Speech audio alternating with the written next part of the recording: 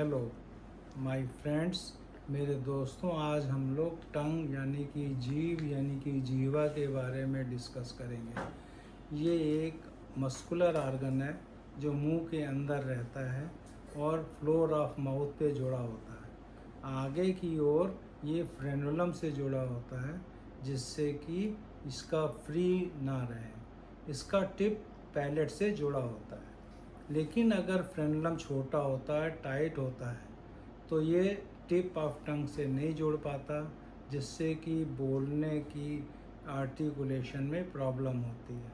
अगर ये ज़्यादा जुड़ा होता है बच्चों में तो इसको टंग टाई कहते हैं। इसको टंग टाई को जब हो जाती है तो बच्चों को, छोटे बच्चों को सक करने में प्रॉब्लम होती है, बॉटल फीडिंग में प्रॉब्लम होती है, ब्रेस्ट फीडिंग में प्रॉब्लम होती है और निपल के क्रैक्स भी हो जाते हैं और मदर को भी प्रॉब्लम हो जाती है। इसलिए जब भी फ्रेनुलम में टंग टाई जैसी कंडीशन हो तो इसमें फ्रेनुलेक्टमी या टंग टाइज रिलीज़ करने वाली सर्जरी करके इसको ठीक कर दिया जाता है। नॉर्मली टंग कैसी दिखती है? नॉर्मली टंग जो होती है वो पिंकिश दिखती है और इसके ऊपर छोटे छोटे बम्प्स होते हैं। इन बम्प्स को पेपिला कहते हैं। इसके ऊपर टेस्ट बड लगी रहती हैं जो फूड को टेस्ट करती हैं। इसमें स्वीट, सॉर, सेवरी किसी भी तरह का टेस्ट होता है, तो बिटर, तो ये टेस्ट बड्स जो हैं उसको एक्सेप्ट करके मैसेज को ब्रेन तक भेज के हमें टेस्ट को फील कराती है। कई बार ये डैमेज हो जाते हैं पेपिला, तो स्मूथ टंग हो जाती है।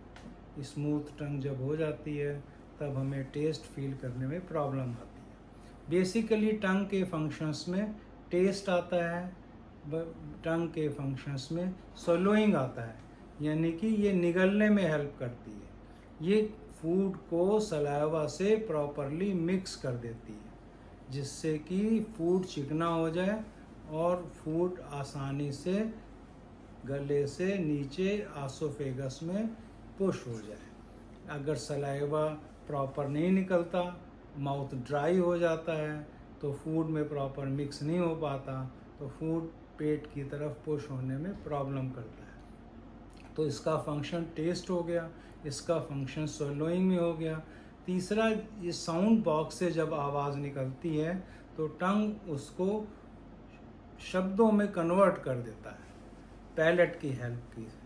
तो इसलिए जब भी टंग का मूवमेंट प्रॉपर नहीं होता है तो फिर हम लोग आर्टिकुलेट प्रॉपर नहीं कर पाते हैं, यानी शब्दों का उच्चारण प्रॉपर नहीं हो पाता है।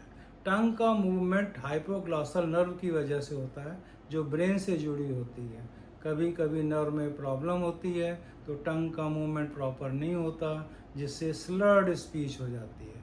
स्लर्ड स्पीच जब भी होती है तो हमें समझ में आ जाता है कि ये प्रॉब्लम हायर सेंटर से हो रही है। तो इस तरह 3 फंक्शन बेसिकली हो गए: टेस्ट, स्वलोइंग एंड स्पीच। नॉर्मली टंग के जो कलर होता है वो पिंक होता है, लेकिन कई बार कलर डिसीजेस की वजह से चेंज हो जाता है। जैसे पर्पल हो सकता है, तो ये शो करता है कि हमारे हार्ट के डिसीज़ में या लंग के डिसीज़ में या किडनी डिसीज़ में ऑक्सीजन की प्रॉपर सप्लाई नहीं हो रही है और ये पर्पल टंग हो जाती है। दैट मीन्स कि हमें ब्लड में ऑक्सीजन की कमी है। कई बार इसका रंग रेड फायरी हो जाता है। ये रेड फायरी टंग विटामिन B12, आयरन और फोलिक एसिड, जिंक, इनकी कमी से होता है। तो जब भी इस तरह की प्रॉब्लम आती है तो हम लोग न्यूट्रिशनल सप्लीमेंट्स देते हैं। जबकि और अदर प्रॉब्लम्स में अलग, जैसे tobacco chewing and smoking and heavy alcohol drinking, इन सब से भी टंग डैमेज होने लगती है और टंग का कलर येलो या ब्लैक होने लगता है। ये डिब्रिस के कलेक्ट होने से हो जाता है। तो ऐसी कंडीशंस में हम लोगों को स्मोकिंग अवॉइड करनी चाहिए, हम लोगों को हैवी अल्कोहल ड्रिंकिंग अवॉइड करनी चाहिए। और नेक्स्ट कलर होता है इसका वाइट। वाइट जो होता है यूजली टंग या तो फंगस की वजह से होता है, लाइकन प्लेनस की वजह से होता है। इन सब कंडीशन में हमें फंगस को अवॉइड करना है, जो कि बासी फूड खाने से होता है। इसलिए हमें बासी फूड नहीं खाना चाहिए, हमें इन्फेक्टेड फूड से नहीं खाना चाहिए और हमें बाहर का खाना अवॉइड करना चाहिए जो कि यूजुअली प्रॉपरली कुक्ड नहीं होता है या इन्फेक्टेड हो सकता है। इसलिए हमें टंग के कलर से कई बॉडी के डिसीजेस को ज्ञान हो सकता है। नेक्स्ट, आर्टिकुलेशन टंग के अलावा हमारे पास एक और चीज़ होती है कि इनको ठीक कैसे किया जाए। ठीक करने के लिए हमें काज ढूंढना पड़ता है, उस काज के अकॉर्डिंगली हम लोग इसको ठीक करते हैं। टंग की शेप के हिसाब से इसमें नोड्यूल्स भी होते हैं। वो नोड्यूल बनाइन भी हो सकते हैं, मैलिग्नेंट भी हो सकते हैं। नोड्यूल बनाइन माने केवल गांठें हैं, उसमें कैंसर नहीं हुआ है। ये गांठें अलग अलग कंडीशन से हो सकती हैं। और जो नॉन हीलिंग अल्सर्स होते हैं जिनमें ब्लीडिंग होती है, खून निकलता है, घाव नहीं भरते 14 दिन तक, तो ऐसे कंडीशंस में हमेशा कैंसर का शक रहता है, जिसके लिए हम लोग स्कैनिंग यानी MRI या CT स्कैन करते हैं और फिर बायोप्सी करके हिस्टोपैथोलॉजी करके डिसीज़ को देखते हैं कि किस स्टेज में है और किस टाइप की है। अकॉर्डिंगली हम लोग उसको मैनेज करते हैं। इसलिए सबसे इम्पॉर्टेंट है कि हमें जो है अपना टोबैको अवॉइड करना है, स्मोकिंग अवॉइड करनी है, अल्कोहल अवॉइड करना है।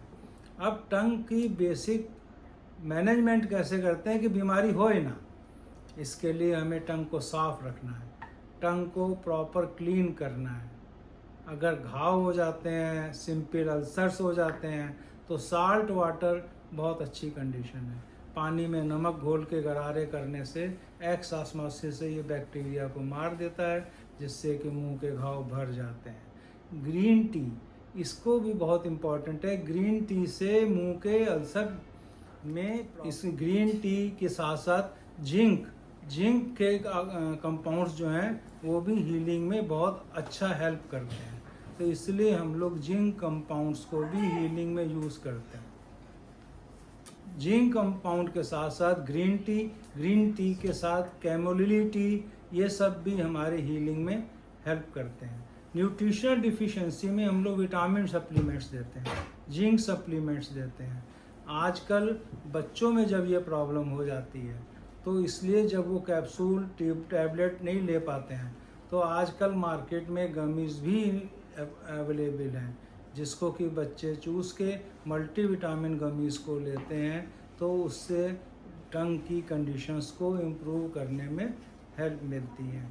इस तरह अदर गमीज भी आने लगी हैं जो बच्चे चूस के उसको हीलिंग में हेल्प करते हैं, जैसे जिंक की गमीज है, जैसे और कंडीशंस की गमी है जो कि दवाई जो है गमीज के फॉर्म में बच्चों को दी जाती है, जिससे वो चूस के अपनी न्यूट्रिशनल डिफिशिएंसीज को पूरा करते हैं।